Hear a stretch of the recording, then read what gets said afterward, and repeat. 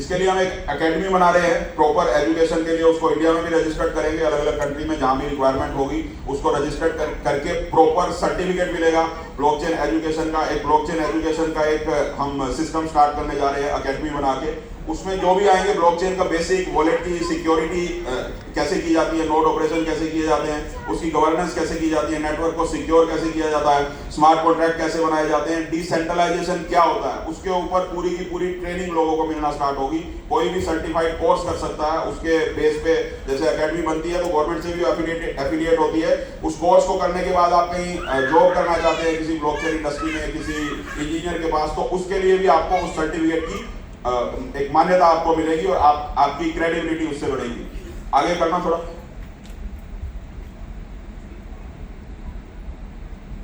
ये सर्टिफिकेशन आपको मिलेगा और थोड़ा आगे लो, बस यहाँ 1 मिनट रुक जाओ। अब हमारा काम क्या है, अगर आप में से कोई वैलिडेटर बनते हैं जो भी, तो हमारा काम क्या रहेगा वैलिडेटर बनने के बाद। $2000 से करते हो, $5000 से करते हो, तो हार्डवेयर का तो कोई काम आपका रहेगा नहीं, वो $15000 वालों को रहेगा। लेकिन हर सीनियर वैलिडेटर नए वैलिडेटर को ट्रेनिंग देंगे, आप लोगों को भी ट्रेनिंग मिलेगी।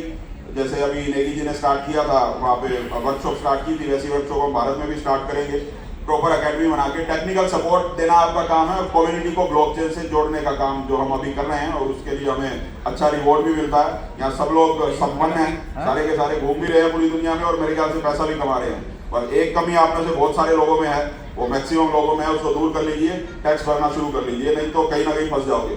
टैक्स नहीं भरोगे तो टैक्स आपको ईमानदारी से भरना चाहिए। जिस भी देश में रहते हो, भारत में रहते हो, अमेरिका में रहते हो, यूरोप में रहते हो, अलग अलग कंट्री के लोग यहाँ पे आएंगे, जिस कंट्री में रहते हैं उस कंट्री के नॉर्म्स के हिसाब से जितना आप कमाते हो ईमानदारी से टैक्स भरना आप सबकी ड्यूटी है। उस टैक्स को भरोगे तो आपको किसी देश की सरकार इस काम को करने के लिए कभी छेड़ नहीं सकती। और अगर टैक्स नहीं भरोगे तो फिर मेरे को मत बोलना कि ऐसा हो गया, क्योंकि वो आपकी रिस्पॉन्सिबिलिटी है, वो मेरी रिस्पॉन्सिबिलिटी नहीं है। क्योंकि अगर हम आपके पैसे को लेते तो टीडीएस काटना हमारी रिस्पॉन्सिबिलिटी थी। अब हम टीडीएस आपका काट नहीं सकते क्योंकि पैसा हमारे पास आता ही नहीं है।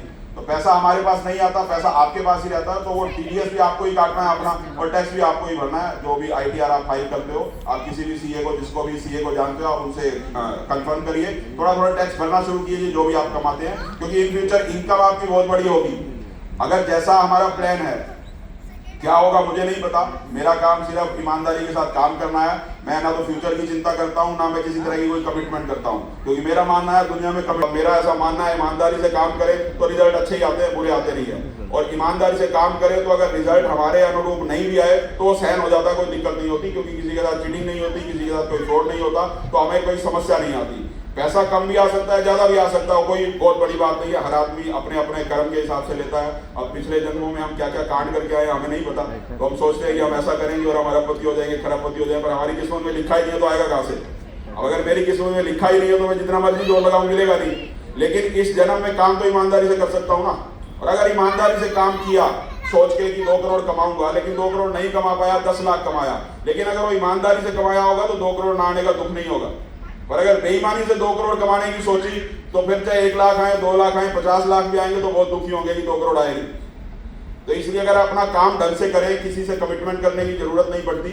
हम अपने आप से कमिटमेंट कर लेंगे, हमने जो काम करना है वो ईमानदारी से करना है, तो रिजल्ट अच्छा आता है। और भगवान की कृपा से पिछले 40 महीने से अच्छा ही रिजल्ट आया प्लस बिटकॉइन में। हम सब लोगों ने, चाहे मैं हूँ चाहे आप हो, सब लोगों की मजबूरी है, यहाँ पे बेईमानी कर नहीं सकते। अगर करना चाहते तो बहुत सारे हैं हमारे वैसे कर जाते, लेकिन कंट्रोल नहीं है ना, आदमी इसलिए कर नहीं सकते। और अभी भी थोड़े थोड़े लोग कर लेते हैं, अपने लालच में गलत तरीके से ज्वाइन करवा लेते हैं। पर इतना सेफ है सिस्टम कि अगर गलत का भी दिया तो उसको अच्छा खासा पैसा चला जाता है, उसको भी दुख नहीं होता।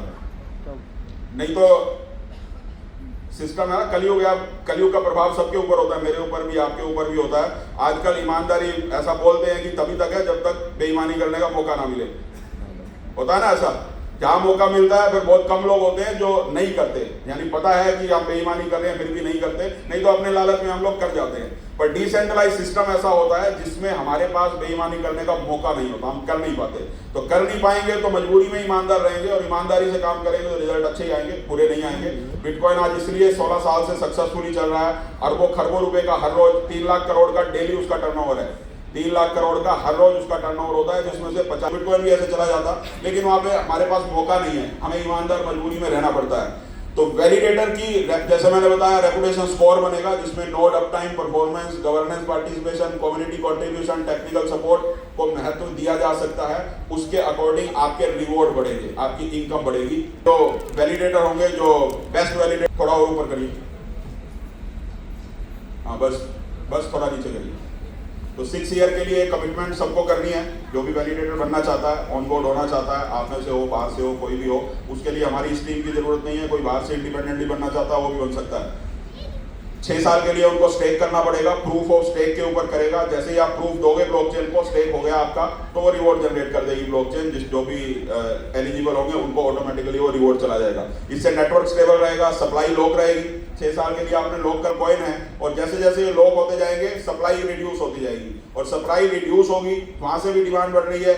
यहाँ हम जो नेटवर्किंग करते हैं यहाँ से भी डिमांड बढ़ रही है, और इन फ्यूचर जो यूटिलिटी आएगी वहां भी डिमांड बढ़ेगी। डिमांड बढ़ती रहेगी, सप्लाई लॉक होती रहेगी, तो उसका प्राइस ऑटोमेटिकली बढ़ता रहेगा, कभी डाउन नहीं आ सकता। वो कितना जाएगा वो हम सब इन फ्यूचर देखेंगे, उसके लिए वही बात है, कमिटमेंट नहीं कर सकते। थोड़ा ऊपर लो, ये इमरजेंसी एग्जिट का मैंने आपको बता ही दिया, 30% डिडक्ट होगा, ले लो ऊपर, ये बता दिया। 1 मिनट बस यहाँ रुकना। जो 30% डिडक्ट होगा उसके साथ उसके कॉइन तुरंत रिलीज नहीं होंगे, इस चीज को आप नोट कर लेना, तुरंत रिलीज नहीं होंगे, क्योंकि सप्लाई आपकी ऑलरेडी लॉक हो चुकी होगी।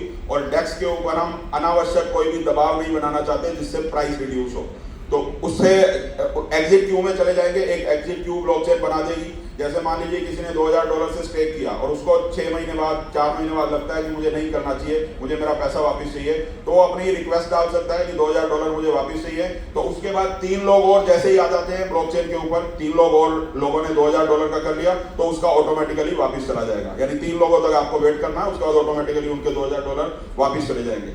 आगे करिए। जैसे ही 3 लोग आएंगे, नेटवर्क में ज्वाइन करेंगे, उनके कॉइन ऑटोमेटिकली रिलीज हो जाएंगे। इससे नेटवर्क स्टेबिलिटी बनी रहेगी, सेलिंग प्रेशर नहीं रहेगा, और कम्युनिटी लगातार ग्रो करती रहेगी। तो जिसको पैसे चाहिए इमरजेंसी में, उसको भी दिक्कत नहीं है कि 6 साल के लिए लॉक कर दिया। अगर जरूरत है तो इसमें कमिटमेंट तो नहीं कर सकते, लेकिन मुझे नहीं लगता कभी 1 दिन भी वेट करना पड़े, तुरंत रिलीज हो ही जाएंगे। 3 से ज्यादा लोग डेली वैसे भी करेंगे। आगे चल रहा, फेज 4 और फेज 5 में आने वाले जो नए कॉइन हैं, अभी तक हमारा जो सिस्टम था, आज तक जो आपको पता था वैलिडेटर आने से पहले, कि 5वें और चौथे और